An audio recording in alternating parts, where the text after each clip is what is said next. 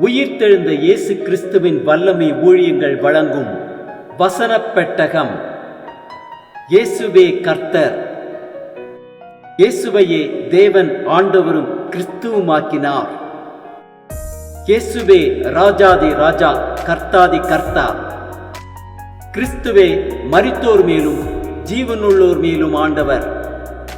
கிறிஸ்துவே போதகரும் ஆண்டவருமாயிருக்கிறார்.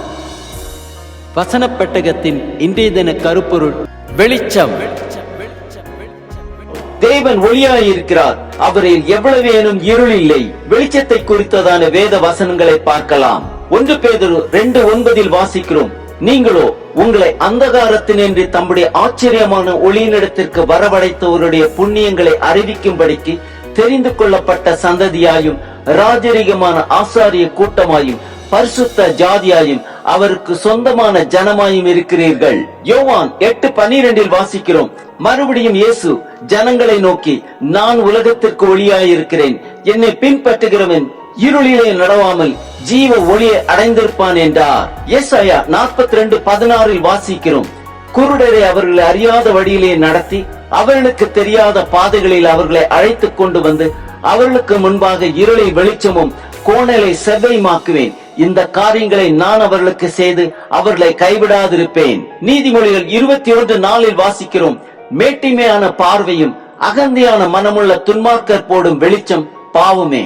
நீதிமொழிகள் 13:9 வாசிக்கிறோம், நீதிமான்களின் வெளிச்சம் சந்தோஷிப்பிக்கும், துன்மார்க்கரின் தீபமோ அணைந்து போம். எபேசியர் 5:14 வாசிக்கிறோம், ஆதலால் தூங்குகிற நீ விழித்து மரித்தோரை விட்டு எழுந்திரு, அப்பொழுது கிறிஸ்துவனை பிரகாசிப்பார் என்று சொல்லி இருக்கிறார். நீதிமொழிகள் 6:23 வாசிக்கிறோம், கட்டளையே விளக்கு, வேதனை வெளிச்சம், போதக சிற்சையே ஜீவ வழி. சங்கீதம் 139:12 வாசிக்கிறோம், உமக்கு மறைவாக இருளும் அந்தகாரப்படுத்தாது, இரவும் பகலை போல வெளிச்சமாயிருக்கும், உமக்கு இருளும் வெளிச்சமும் சரி.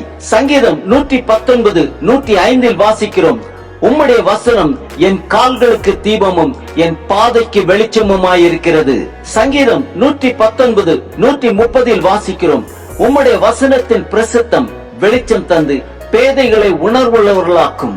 சங்கீதம் 78:14 வாசிக்கிறோம், பகலிலே மேகத்தினாலும் முழுவதும் அக்னி வெளிச்சத்தினாலும் அவர்களை வழி நடத்தினார். சங்கீதம் 56:13 வாசிக்கிறோம், நான் தேவனுக்கு முன்பாக ஜீவன் உள்ளவருடைய வெளிச்சத்திலே நடக்கும்படி நீர் என் ஆத்துமாவை மரணத்துக்கும் என் கால்களை இடர்களுக்கும் தப்பவியாதிருப்பீரோ.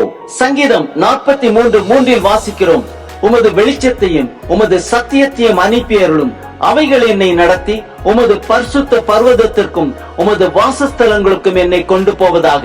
சங்கீதம் 36:9 வாசிக்கிறோம், ஜீவ ஊற்று உம்மிடத்தில் இருக்கிறது, உம்முடைய வெளிச்சத்திலே வெளிச்சம் காண்கிறோம்.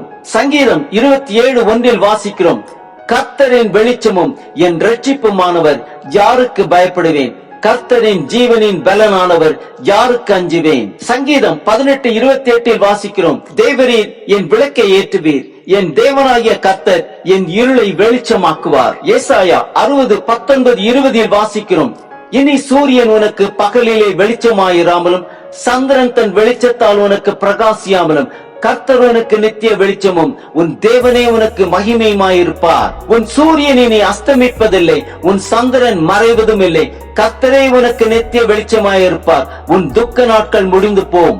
ஆம், தேவன் ஒளியாயிருக்கிறார், வேதமே வெளிச்சம், கிறிஸ்துவே நம்மை பிரகாசிப்பிக்கிறவர்.